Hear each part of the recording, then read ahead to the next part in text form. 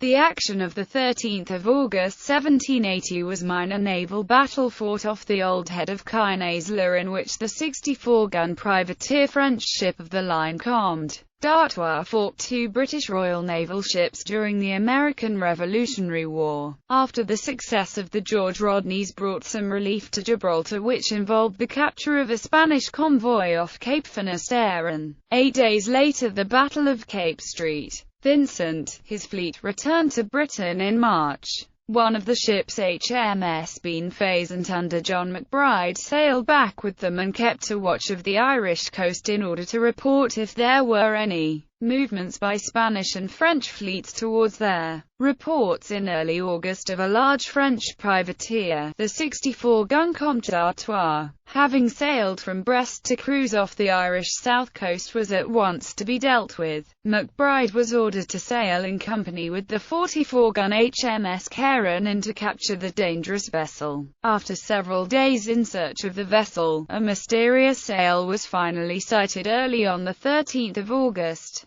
Chasing after some of the ships of the convoy departing from Cork. Action. McBride ranged up and fell in with the unidentified ship, which hoisted English colours. Both ships came within pistol shot, and it was not until there was some communication between the two ships that McBride could be satisfied of her identity. By now the two ships were so close, with Beanfazant off the Comte d'Artois' bow, that neither ship could bring their main guns to bear. Instead, both ships opened fire with muskets until McBride could maneuver away, and a general action ensued. After an hour and 10 minutes the French vessel surrendered. She proved to be Le Comte d'Artois, private ship of war, mounting 64 guns, and 644 men. Commanded by the Chevalier Clonard, who was slightly wounded, having had 21 killed and 35 wounded. Beanfazant had 3 killed and 20 wounded.